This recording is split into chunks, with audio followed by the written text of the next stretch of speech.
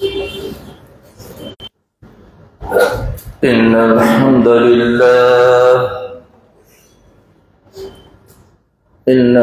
لله نحمده ونستعينه ونستغفره ونؤمن به ونتوكل عليه ونعوذ بالله من شرور أنفسنا ومن سيئات أعمالنا من يهده الله فهو المهتدي فلا مضل له ومن يضلله فلا هادي له ونشهد أن لا إله إلا الله وحده لا شريك له ونشهد أن محمدا عبده ورسوله يا أيها الذين آمنوا اتقوا الله حق تقاته ولا تموتن إلا وأنتم مسلمون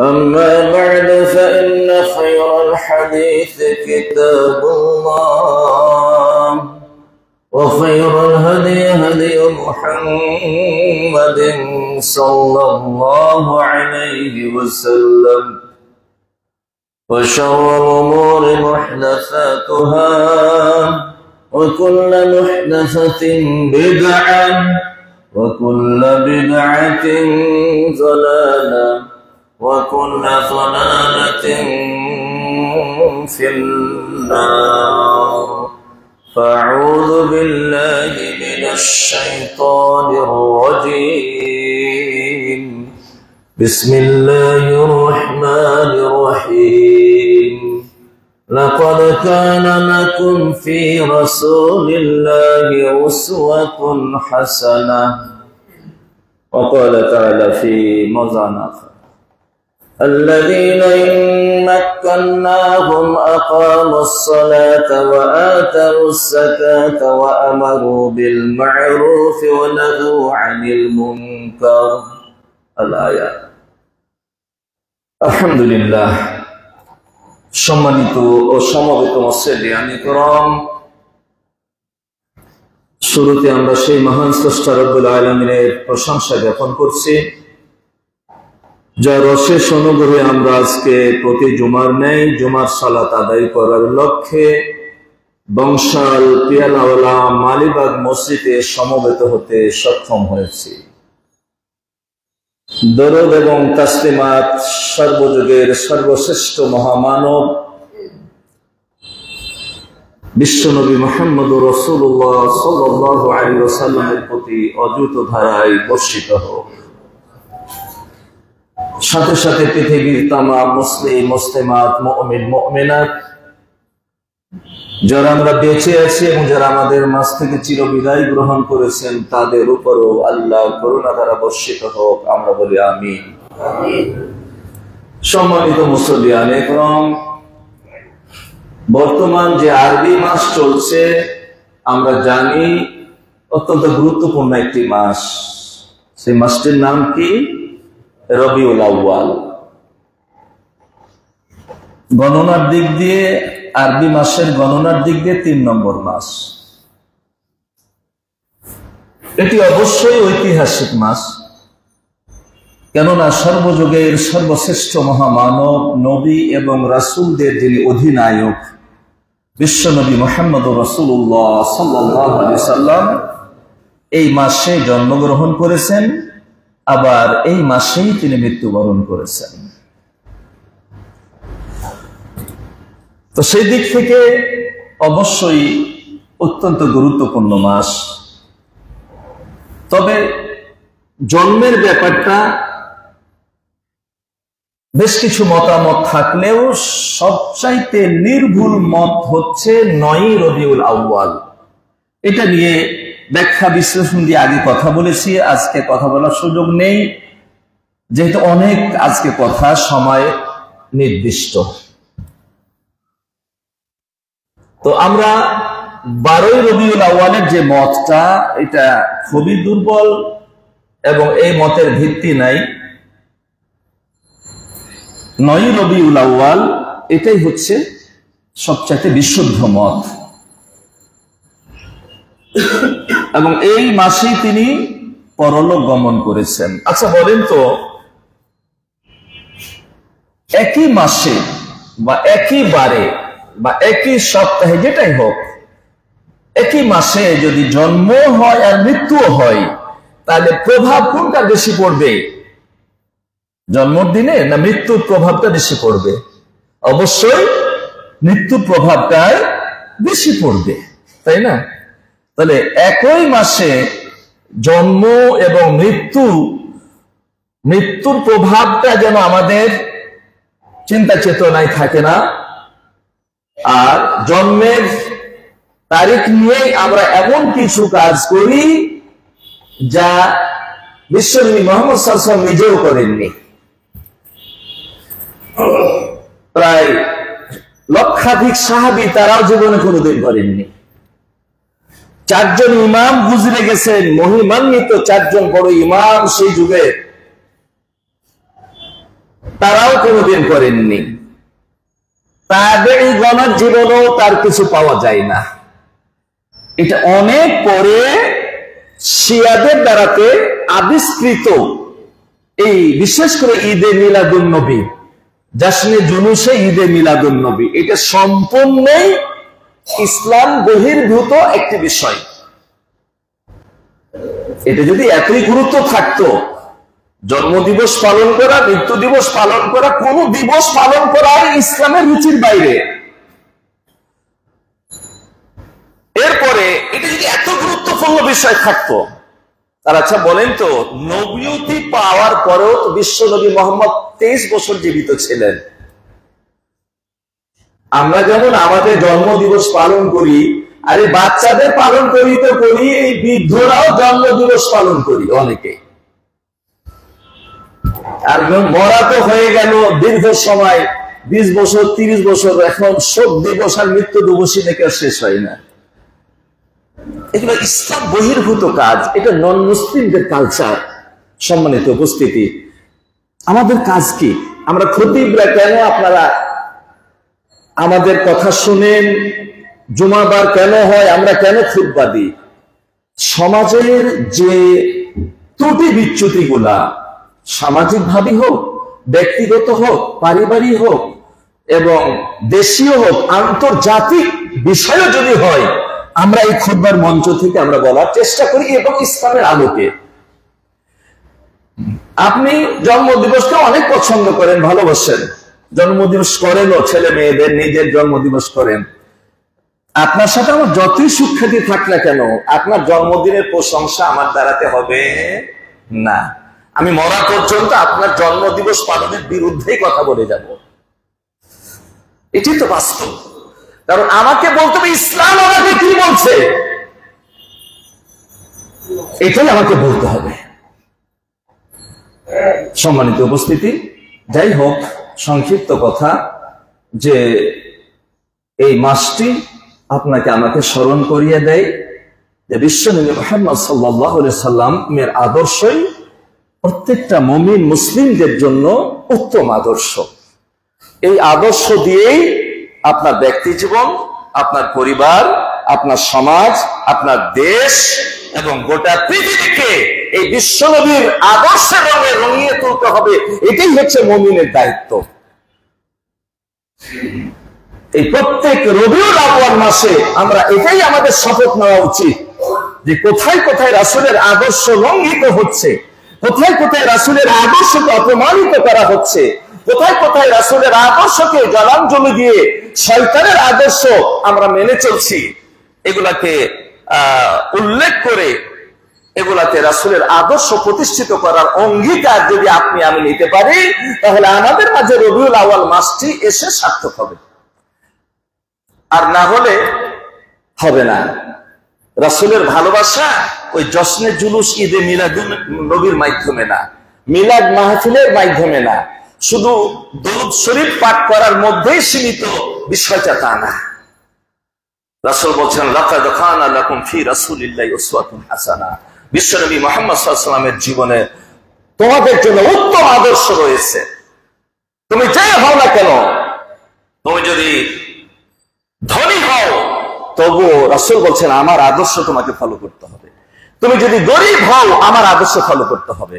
তুমি যদি বাবা হও আমার আদর্শ ফলো করতে হবে। তুমি যদি নানা হও তাহলে আমার আদর্শ ফলো করতে হবে। তুমি যদি সিফাসাদার হও তাহলে আমার আদর্শ তোমাকে ফলো করতে হবে। তুমি যদি প্রজা হও আমার আদর্শ তোমাকে ফলো করতে হবে। আমার আদর্শের মধ্যেই দুনিয়ার শান্তি, কবরের শান্তি, পরকালের শান্তি। আমাকে আপনাকে এটা মেনে নিতেই হবে, এর কোনো বিকল্প নাই। কুল ইন কুনতুম তুহিব্বুনাল্লাহ ফাত্তাবিউনি, যদি আল্লাহর ভালোবাসা তোমাদের অন্তরে আছে, এই প্রত্যাশা করো, এই দাবি করো, তাহলে আল্লাহর ভালোবাসার বহিঃপ্রকাশ ঘটাতে হবে আমার আদর্শ প্রতিপালনের মাধ্যমে। এর কোনো বিকল্প নাই। অন্য কোনো পথ দিয়ে, অন্য কোনো মত দিয়ে শান্তি হবে না, না ব্যক্তি জীবনে, না পরিবারে, না সমাজে, না দেশে। আপনি যদি রাষ্ট্রের প্রধান হন, এই রাষ্ট্রকে শান্তির রাষ্ট্রে পরিণত করতে চাইলে বিশ্বনবীর আদর্শের কোনো বিকল্প নাই। জর্জ বার্নার্ড শ বলেছিলেন যে আজও যদি বিশ্বনবী মুহাম্মদ সাল্লাল্লাহু আলাইহি সাল্লামের আদর্শকে প্রতিপালন করা হয় তাহলে আবার গোটা অশান্ত বিশ্বকে শান্তিতে পরিণত করা সম্ভব। একজন খ্রিস্টান মনীষীর কথা আপনাকে শোনালাম। বহু নন মুসলিম এই বিশ্বনবী মুহাম্মদ সাল্লাল্লাহু আলাইহি সাল্লামের ব্যাপারে অনেক মূল্যবান কথা বলেছেন। অতএব আমাদের এই খুতবার মঞ্চ থেকে আমরা বর্তমান সরকারের কাছে এটাই আহ্বান জানাবো, এটাই স্বনির্বন্ধন নিবেদন পেশ করব এবং অনুরোধ করব যে দেশের মধ্যে যদি শান্তি প্রতিষ্ঠিত করতে আপনি চান তাহলে একমাত্র সমগ্র বিশ্ব শান্তির মহান নেতা বিশ্বনবী মুহাম্মদ সাল্লাল্লাহু আলাইহি ওয়াসাল্লাম আদর্শ দিয়ে বাংলাদেশ পরিচালনা করুন। এই কথা বললে তখন দেখা যাবে যে বাংলাদেশের মধ্যে যত দল আর মত থাক না কেন, যে মুসলিম বলে নিজেকে পরিচয় দিবে সবাই এটাকে মেনে নিতে আগ্রহ প্রকাশ করবে। কারণ আমার নবী, আপনার নবী, আমি যেই দলই করি না কেন আমি নবীকে ভালোবাসি। নবীর আদর্শের কথা বললে আমার মাথাটা নুয়ে যাবেই। বিশেষ করে যারা আমরা আহলুল হাদিস দাবি করি এরা তো নবীর আদর্শের ব্যাপারে কোনো ছাড় নাই। নবীর আদর্শের বিপরীতে যদি গোটা পৃথিবী একত্রিত হয় তবুও নবীর আদর্শের কথাই এই আহলুল হাদিসরা বলে থাকে। সম্মানিত উপস্থিতি, তাই আমরা আবেদন পেশ করব যে আমরা পৃথিবীর ইতিহাসে দেখেছি যে আইয়ামে জাহেলিয়ার যুগে বিশ্বনবীর আবির্ভাব ঘটলো। এই 23 বছরের জীবনে অর্ধ পৃথিবীর তারা দায়িত্ব পেয়ে গেলেন এবং অর্ধ পৃথিবীতে কিভাবে তারা শান্তি প্রতিষ্ঠিত করতে সক্ষম হয়েছিলেন। যে আরব জাতি আইয়ামে জাহেলিয়া তারা একটা জিঘাংসা জাতি ছিল, প্রতিশোধ পরায়ণ জাতি ছিল। ক্ষমা কি জিনিস এটা তারা বুঝতো না, তাদেরকে ক্ষমার শিক্ষা দিলেন এবং নিজেও ক্ষমা করলেন। জানেন দুশ্মনকে, আপনারা ইতিহাস জানেন, আমরা বলেছি বারবার ইতিহাস তুলে ধরেছি। মক্কা বিজয়ের দিনে কিভাবে তিনি ক্ষমা প্রদর্শন করলেন। আল্লাহু আকবার। পৃথিবীর ইতিহাসে কোন শাসক এরকম ক্ষমা করতে পারে এটা কল্পনাই করা যায় না, শুধুমাত্র কেবলমাত্র একমাত্র বিশ্বনবী মুহাম্মদ সাল্লাল্লাহু আলাইহি ওয়াসাল্লাম। অতএব তিনি তাকে সামনে রেখে আল্লাহ রাব্বুল আলামিন ওমা আরসালনাকা ইল্লা রাহমাতাল লিল আলামিন, হে নবী তোমাকে গোটা সমগ্র বিশ্ব জাহানের শান্তির মহান নেতা করে আমি পাঠিয়েছি। আমরা শান্তি প্রতিষ্ঠিত করতে চাই, আর শান্তি প্রতিষ্ঠিত করার জন্য কেউ সময় বেঁধে দিই। কেউ বলে আমি 1 বছর কিছু দিতে পারবো না, কেউ বলে 2 বছর, কেউ বলে 5 বছর, এরপরে শান্তি তোমাদের আসবে। কিন্তু যে পথে শান্তি সেই পথ তারা ভুল করে। তাই শান্তি প্রতিষ্ঠিত কি করবে, তারা নিজেরাই জীবনে কোনোদিন শান্তি পায় না। শান্তি করতে হয়, বাংলাদেশকে যদি সোনার বাংলাতে রূপান্তরিত করতে হয়, তাহলে একমাত্র পথ রাসূলের আদর্শ যদি বাংলার মাটিতে প্রতিষ্ঠিত হয়, তখন আর কোন ভেদাভেদ থাকবে না, ছোট বড় ভেদাভেদ থাকবে না, বিভিন্ন দলীয় ভেদাভেদ থাকবে না, বিভিন্ন হিংসা জিঘাংসা থাকবে না। তখন মানুষ মানুষের ভাই হয়ে যাবে। একজন মানুষ নিজের চাইতে আর একজন মানুষকে বেশি গুরুত্ব দিবে। এর মধ্যে যুদ্ধের কথা আপনি শোনেন নাই? এরা ছিল ওই জিঘাংসা জাতি যারা বছরের পর বছর যুদ্ধ চালাতো সামান্য কারণে, অথচ ইয়ার মুখের যুদ্ধের সময়তে অষ্টাগত জীবন পানি পানি করে চিৎকার করছে একজন, তার কাছে পানি নিয়ে যাওয়া হলো, পানি খাবে, সাথে সাথে আর একজন পানি করে চিৎকার দিয়েছে, বলে না ভাই, আমার ওই ভাইয়ের বেশি কষ্ট, সেখানে পানি নিয়ে যাও। এরপরে ও যখন পানি পান করার চেষ্টা করছে, উদ্যত হয়েছে, আর একজন চিৎকার করছে, সেও পানি খেলো না, চলে গেল সেখানে গিয়ে দেখছে সে শাহাদাতের মৃত্যু পালন করেছে। দ্রুত দ্বিতীয় ব্যক্তির কাছে দেখছে এও শহীদ হয়ে গেল। 3 নম্বর ব্যক্তির কাছে, অর্থাৎ প্রথম ব্যক্তির কাছে যে দেখছে সেও শাহাদাতের পেয়ালা পেল। এই তো মানুষের ভালোবাসা। এটা কিভাবে হয়েছে? বিশ্ব নবীর আদর্শের মাধ্যমে এটা সম্ভব হয়েছে।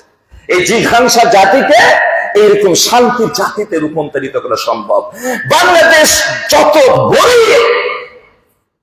অশান্ত একটা দেশ হোক না কেন, একে শান্তির দেশে পরিণত করতে চাইলে বিশ্ব নবীর আদর্শের আর কোনো বিকল্প নাই। আমরা আশাবাদী, আমরা আবেদন পেশ করি, যদি এই রাসূলের আদর্শ দিয়ে আমরা সমাজকে প্রতিষ্ঠিত করতে চাই আর সমস্ত নিয়ম পদ্ধতি পালন করতে চাই, আমার বাংলাদেশ সোনার বাংলাতে আবার রূপান্তরিত হতে পারে। আল্লাহ জানে তৌফিক আমাদের দান করে। সম্মানিত উপস্থিতি, সময় কম, কথা বেশি, তাই গত জুমাতে আপনাদের সামনে বলেছিলাম যে আমি 4টা পদ্ধতি দিব এই সরকারের কাছে, যে পদ্ধতিটা আমার তৈরি করা না, বিশ্বনবী আরশের মালিক আল্লাহ রাব্বুল আলামিন কোরআন মাজিদে দিয়ে দিয়েছেন। তার প্রথমটা বলেছিলাম যে আল্লাযীনা মাক্কান্নাহুম ফিল আরদ, আমি তাদেরকে যদি ক্ষমতা প্রদান করি সমাজে, রাষ্ট্রে, তাহলে প্রথম কাজ কি? আকামুস সালাত, সালাত আদায় করতে হবে। এটা নিয়ে অনেক কথা সংক্ষিপ্ত বলে ফেলেছি। 2 নম্বর, আপনি শুধু ইবাদত করবেন আর পেটে খিদা, ইবাদতে মন বসবে না, ইবাদত ভালো লাগবে না, তাই না? এই জন্য বলা হয়েছে লা সালাতা ইনদা হাজারাতিত তুআম, বলছে খানা যদি হাজির হয়ে যায় তাহলে আর কোনো নামাজ নাই। দেখেন ইসলাম শুধু ইবাদত করতে বলেনি, আপনি না খেয়ে পেটে ক্ষুধা নিয়ে ইবাদত করবেন না, এই ইবাদত করে আপনিও তৃপ্তি পাবেন না, মনোযোগটা পুরোপুরি আসবে না। তাই বলছে খাবার প্রয়োজন আছে, আর খাবার এসে গেছে, জামাত শেষ হয়ে যাক, আগে খাও তারপরে নামাজে যাও। আল্লাহু আকবার।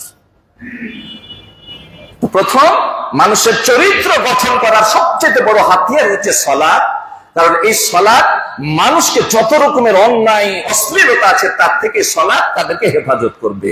এবার মানুষের চরিত্র ফুলের মতো চরিত্র হয়ে গেল। আমরা তো ঘোষণা দিই অমুক ভাইয়ের চরিত্র ফুলের মতো পবিত্র, নামাজ পড়ে না এক ওয়াক্ত, এটা হলো নাকি?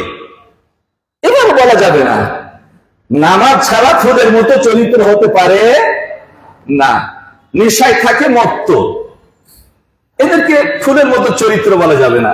সম্মানিত উপস্থিতি, তো সালাত দিয়ে চরিত্র যখন পরিবর্তন হয়ে যাবে, এই যুবকের দলেরা, বাংলাদেশের প্রত্যেকটা নাগরিক যখন নামাজি হয়ে যাবে, তখন তাদের সবার চরিত্র পরিবর্তন হয়ে যাবে। তখন একজন মানুষকে ঠগিয়ে কামাই করবে এই চিন্তা আর থাকবে না। 2 নম্বর, আল্লাহ বললেন যে ক্ষমতা যখন পাবে তখন এই সমাজকে যদি শান্তির সমাজে পরিণত করতে চাও, তাহলে যাকাত ভিত্তিক অর্থনৈতিক ব্যবস্থা চালু করতে হবে। এই যাকাত ভিত্তিক অর্থনৈতিক ব্যবস্থা যদি আমরা চালু করতে পারি, তাহলে কেউ খাবে আর কেউ খাবে না, তা হবে না। আপনি জানেন হযরত ওমর রাদিয়াল্লাহু তাআলা আনহুর আমলে যাকাত দেওয়ার মতো মানুষ পাওয়া বিপদ ছিল।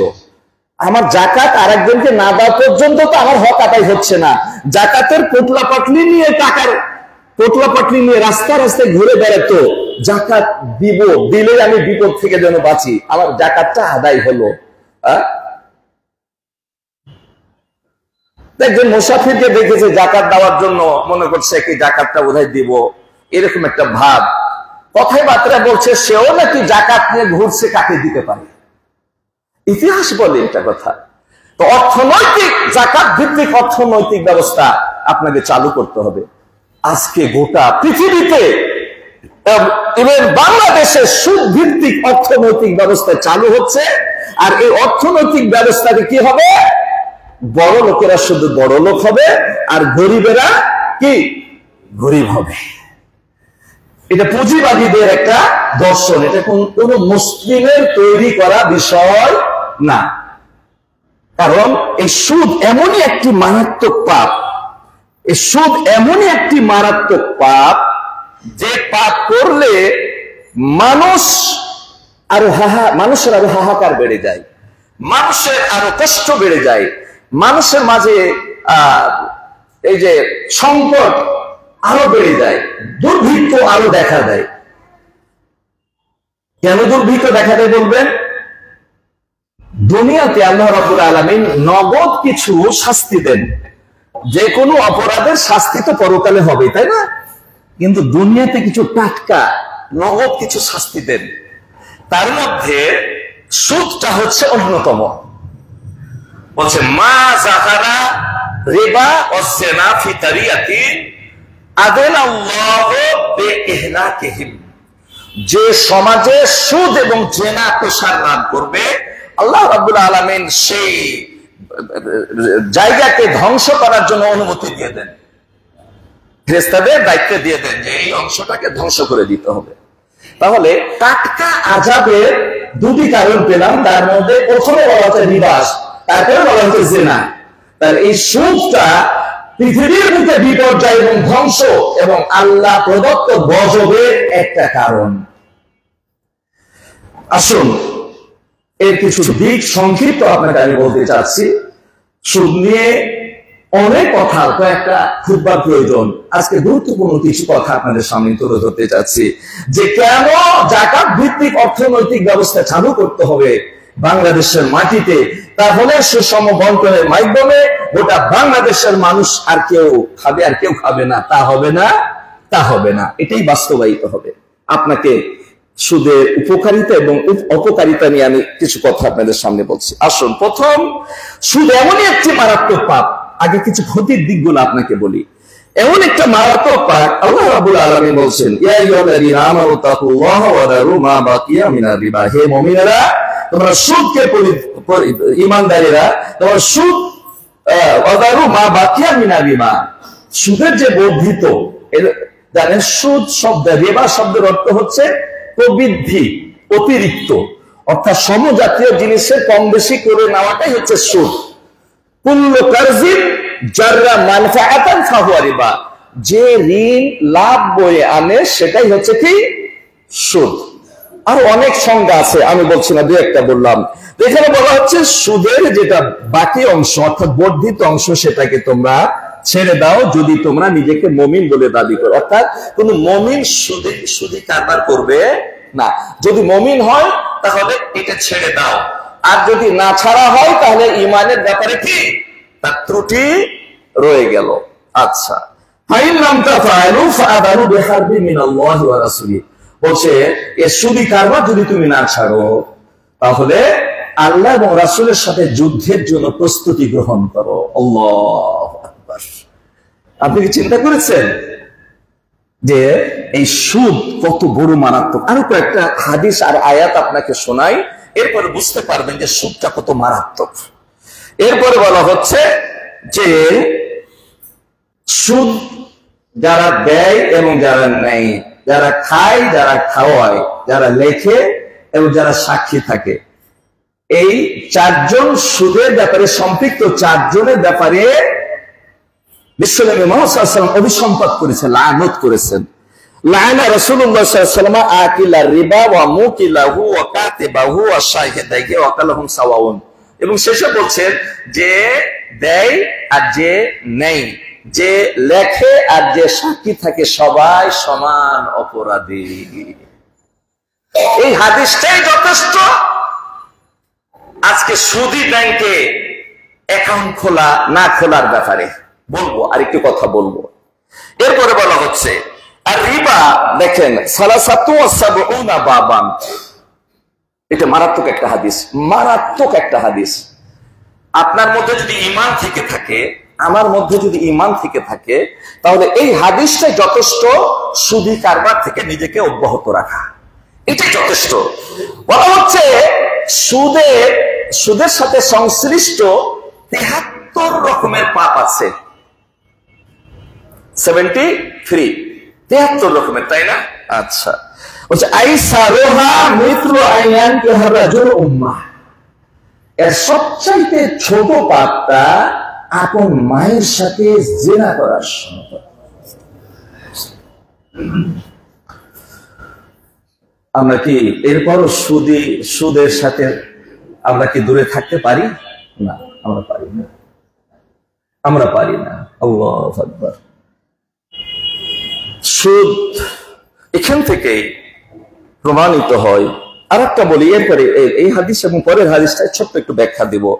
এরপর হচ্ছে দিরহামু রিবা ইয়াকুলুহুর রাজুলু ওয়া হুয়া ইয়ালামু আশাদ্দু মিন সিত্তাতি সালাসিনা জানিয়াতান। ওখানে কি বললো? 73 রকমের পাপ, তার মধ্যে সবচেয়ে ছোটটা এই জঘন্য অপরাধের সাথে সম্পৃক্ত করেছে।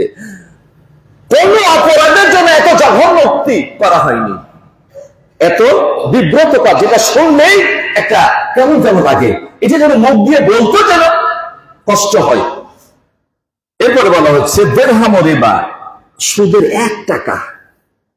কেউ যদি সুদের 1 টাকা খায় তাহলে 36 বার জেনা করার পাপের সমতুল্য। আমার মসজিদের মুসল্লি যারা আমরা আছি, আমি সহ, আমার মনে হয় 90% লোকের অ্যাকাউন্ট আছে। আর 90% যদি 10 ভাগ বাদ দিয়ে 90%, আর এই 90% মধ্যে 80% সুদী ব্যাংকের সাথে আমরা লেনদেন করি।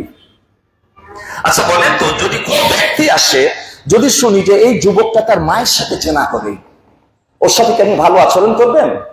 ওকে বসে 1 কাপ চা খাওয়াবেন? ওকে দেখে আপনার ঘৃণা বেড়ে যাবে না? তাই যদি হয়, তো যারা সুদী ব্যাংকে চাকরি করে, যারা সুদী ব্যাংকে অ্যাকাউন্ট করে, এত বলার পরেও এর সাথে কেন আপনি ভালো আচরণ করবেন? একে কেন সালাম দিবেন? আপনি দেখলেই তো তাই ঘৃণা করে যে মায়ের সাথে জেনাখোর, মায়ের সাথে জেনা করে এই ব্যক্তি, তাই না? এই কথাটা কি প্রমাণিত হয় না? হয়। অতএব আমাদের নিজের অপরাধগুলোর দিকে আগে দেখতে হবে। আমি যতই অপরাধ করি, মাহবুবের কাছে যদি তওবা করি, আল্লাহ মাফ করে দিবেন। অন্য কি করলো? একজন বলেছিল যে হুজুর, আমার চোখে খালি মানুষের ভুলগুলো ধরা পড়ে। আমাকে জিজ্ঞেস করছে যে আমার চোখে খালি মানুষের ভুল ধরা পড়ে। আমি তাকে সংক্ষিপ্ত উত্তর দিলাম যে কবরে ওই মানুষের ভুল সম্পর্কে আপনাকে জিজ্ঞেস করা হবে না। আল্লাহর কাঠগড়াতে কে কি করলো এটা দেখার চৌকিদারি আপনাকে দেওয়া হয়নি। আপনাকে দেওয়া হয়েছে, আপনাকে প্রশ্ন করা হবে আপনার ভুল নিয়ে। অর্থাৎ আপনি আগে সংযত হন, এরপরে মানুষের ভুল দেখবেন। কারো যদি ভুল দেখেন, কারো যদি অন্যায় দেখেন, আপনি যদি সতর্ক হয়ে যান, আপনার উপর দায়িত্ব পড়ে যায়। কেউ যদি সুদী কারবার করে, ছোট করুক আর বড়, ওই যে 1 টাকা যদি কেউ সুদের খায়, তাহলে 36 বার জেনা করার সমান গুনাহ। আর এটা ছোট, তাহলে যারা বড় করে তারা কত অপরাধী চিন্তা করুন। তাদেরকে আমাদের দাওয়াত দিতে হবে, ঈমানি দাওয়াত। প্রত্যেকটা মুসলিম, আমি শুধু নিজেই ভালো, নিজেই জান্নাতে যাব বিষয়টা তা না। একজন অপরাধী, সে দাওয়াতটা হতে পারে আপনার ভাইয়ের কাছে, সে দাওয়াতটা হতে পারে আপনার গ্রামের মেম্বার এবং চেয়ারম্যানের কাছে, সে দাওয়াতটা হতে পারে প্রধানমন্ত্রীর কাছে, সে দাওয়াতটা হতে পারে প্রেসিডেন্টের কাছে। তবে সুন্দর পন্থায় মার্জিত ভাবে দাওয়াত দিতে হবে। আপনার দাওয়াতে যদি একজন ব্যক্তি ভালো মানুষ হয়ে যায়, আপনার মর্যাদার ব্যাপারে আল্লাহর কাছে কি আর বলবো? আপনার দাওয়াতে যদি একজন হেদায়েত পেয়ে যায়, তাহলে ও যতদিন ভালো কাজ করবে সমপরিমাণ নেকি আপনিও পেতে থাকবেন। আল্লাহু আকবার। এবং দামি একটা উটের চাইতো আল্লাহর কাছে আপনার মর্যাদা বেশি হয়ে যাবে। সম্মানিত উপস্থিতি, তাহলে আসুন আমরা চেষ্টা করব আমরা নিজেরা সুদ খাবো না, নিজেরা সুদ দিব না, এবং যারা সুদি কারবার করে তাদের জন্য আমাদের দাওয়াতি কাজ থাকবে, পরামর্শ থাকবে। আমাদের দাওয়াত দেওয়া পর্যন্ত দায়িত্ব, এরপরে যদি না শুনে তার কৈফিয়ত আল্লাহর কাছে তাকে দিতে হবে। এবং এই সুদি কারবার যারা করে এদেরকে আল্লাহ কোনদিন জান্নাতে দিবে না, মানে আজীবন জাহান্নামে থাকতে হবে। তাহলে আপনি পাচ্ছেন না? সুদি ব্যাংকে কতজনের আমাদের অ্যাকাউন্ট আছে? তওবা করতে হবে, ছেড়ে দিতে হবে। যদি তওবা করতে পারি আল্লাহ রাব্বুল আলামিন আপনাকে আমাকে ক্ষমা করে দিবেন। ওয়ামান আদা ফাউলাইকা আসহাবুন নারি হুম ফিহা খালিদুন। আর যদি তওবা না করে, আবার এত ওয়াজ নসিহত করার পরেও যদি আবার সুদি ব্যাংকে অ্যাকাউন্ট খোলে আর লেনদেন করে, তাহলে ফাউলাইকা আসহাবুন নার, এরা হচ্ছে জাহান্নামী, হুম ফিহা খালিদুন, এরা আজীবন জাহান্নামে থাকবে। এটা কোরআনের কথা। সূরা বাকারার 275 থেকে নিয়ে 279 আয়াত, এই 4টা আয়াতের মধ্যে সুদের বিস্তারিত কথা বলা হয়েছে। এখানে একটু দেখে নেবেন সম্মানিত উপস্থিতি। আসুন আরো দুই একটা কথা বলে শেষ করবো, যেহেতু সময় বেশি। এরপরে বলা হচ্ছে যারা সুদের কারবার করে এরা দেখতে যতই ধনী মনে হোক, এদেরকে আল্লাহ নিশ্চিহ্ন করবেনই করবেন, নিশ্চিহ্ন করবেন। তাহলে আপনি সুদি কারবার করে আপনার ছেলের জন্য কোটি কোটি টাকা রেখে গিয়ে মরে গেলেন, লাভ কি হলো? এ টাকা থাকবে না। হয় আপনার জীবদ্দশাতেই আমরা বহু দেখেছি যারা সুদি কারবার করে। আমার চাঁপাইনবাবগঞ্জে 250 বিঘা জমির মালিক, চরিত্র ভালো ছিল না, শেষ বয়সে ভিক্ষা করে খেয়ে মরলো। আল্লাহ, চোখের দেখা বলছি, এই চোখের দেখা। আপনি মনে করিয়েন না, আল্লাহ বলছেন সুদি যারা কারবার করে এরা বাহ্যিক দৃষ্টিতে মনে হয় অনেক টাকা লাভ করলাম, না, এদেরকে আল্লাহ নিশ্চিহ্ন করবেনই করবেন। আর দান খয়রাতকে আল্লাহ কি করেন? বর্ধিত করেন। এরপরে একটা কথা শেষ করে দেব, যারা সুদি কারবার করে কাল কিয়ামতের কোর্টে এদেরকে যে হাসর করা হবে, জিনে ধরা রোগী পাগলের মতো হয়ে উন্মাদের মতো হাসরের ময়দানে ছোটাছুটি করবে। জিনে ধরে যেভাবে করে, এটা কোরআন মাজিদে ওই সূরা বাকারাতে আল্লাহ রাব্বুল আলামিন বলছেন, আল্লাযীনা ইয়াকুলুনা রিবা লা ইয়াকুমুনা ইল্লা কামা ইয়াকুমুল্লাযী ইয়াতাখাব্বাতু শাইতানু মিনাল মাস। শয়তান যেমন কাউকে মূর্ছায়িত করে দেয়, পাগলের মতো উন্মাদের মতো ঘুরে, ঠিক এই অবস্থায় দেখলে বোঝা যাবে যে এই দেশে সুদখোর ছিল। এটা হাসরের ময়দানে তার অবস্থা থেকে সমস্ত হাসরের ময়দানে বুঝতে পারবে। আর এই যত বড়ই মুসল্লি হোক না কেন, প্রথম কাতারে বা জামাত নামাজ পড়ে কিন্তু সুদি কারবার করতো, সেই দিন প্রকাশ পেয়ে যাবে, সেই দিন আর লুকিয়ে রাখা যাবে না। অতএব প্রকাশ হওয়ার আগে আমরা যদি নিজেকে সংযত করে নিই, আলহামদুলিল্লাহ আল্লাহ আপনাকে আমাকে বাঁচিয়ে দিবেন। এরপরে বলা হচ্ছে যে কেউ যদি সুদ থেকে তওবা করে তাহলে তার মূলধনটা পাবে, বর্ধিতটা সে নেবে না। বিশ্বনবী মুহাম্মদ সাল্লাল্লাহু আলাইহি ওয়াসাল্লাম বিদায় হজের ভাষণে তিনি বজ্র কণ্ঠে বলেছিলেন, প্রথমে বললেন যে এই সামান্য কারণে যে রক্তক্ষরণ হয়, রক্তাক্ত হয়, যুদ্ধ চলে, রক্তের দাবি করে 1 বছরের পর বছর যুদ্ধ চলে, এই রক্তের দাবি আমি প্রথমে আমার বংশের রক্তের দাবি রহিত করে দিলাম, তোমরা রহিত করে দাও। এরপরে তিনি 2 নম্বরে বললেন এই অর্থনৈতিক ব্যবস্থা সম্বন্ধে যে যত রকমের জাহিলি যুগের সুদ, সেই সুদকে আমি মওকুফ করে দিলাম। আজকে থেকে কেউ আর সুদ নিবেও না, দিবেও না। আজকে থেকে কর্জে হাসানা কথা চালু হয়ে গেল। সুদেন আপনি গরিব মানুষ, কর্জে হাসানা আপনি পেয়ে যাবেন। সম্মানিত উপস্থিতি, তো এইভাবে রাসূল সাল্লাল্লাহু আলাইহি ওয়াসাল্লাম বিদায় হজের ভাষণে সুদের ব্যাপারে কথা বলেছেন।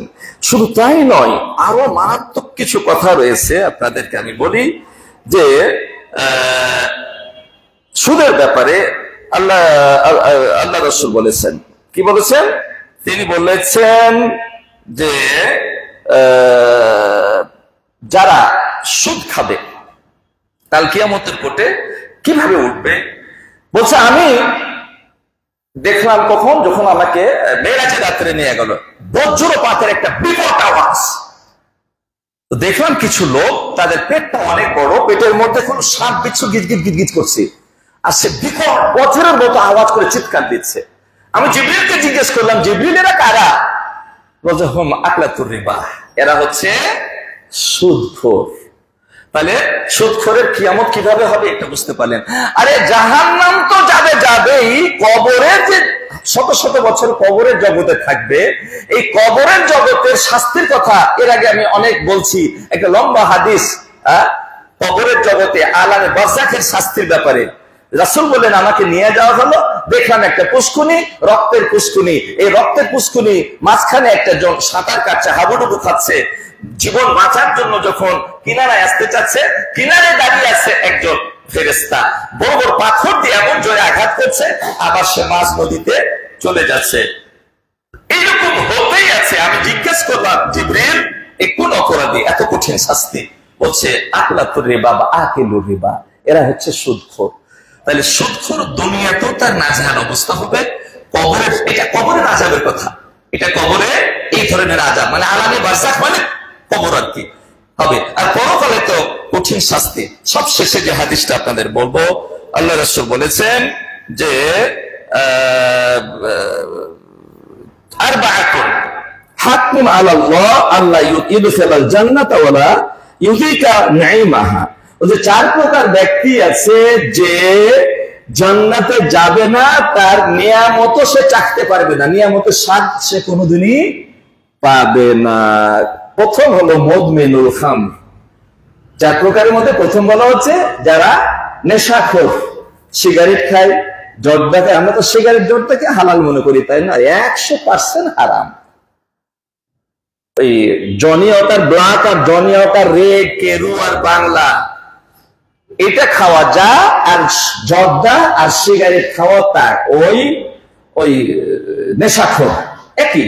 সিগারেট খোরকে আপনি নেশা করে 100 বার বলেন, কোনো ভুল হবে না। ও নেশাখোর, হারাম খোর, ওর নামাজ কবুল হবে না, ওর সিয়াম কবুল হবে না, ও 14 বার হজ করলে হজ কবুল হবে না, যেহেতু হারাম বস্তু তার ভিতরে ঢুকে গেল। সম্মানিত বলছে, তাহলে মুদমিনুল খামর, এই নেশাখোর ব্যক্তি কোনোদিনই জান্নাতের স্বাদ পাবে না। আর কি ও আকলুর রিবা, এই সুদখোর। 2 নম্বর বলা হচ্ছে এই সুদখোর। ও আকলু মালিল ইয়াতীম, এবং যে এতিমের মাল অন্যায়ভাবে ভক্ষণ করে। বাবা মারা গেছে, কেউ দেখেন নাই,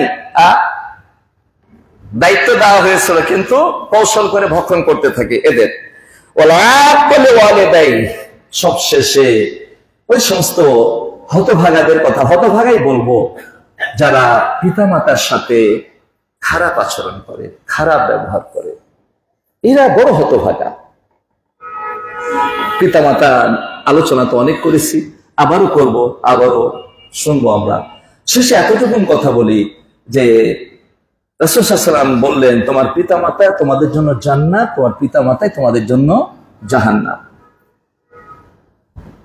আপনি যদি ধনী হতে চান আর আপনি যদি বেশি দিন বাঁচতে চান, এই দুটাকে সবাই পছন্দ করি।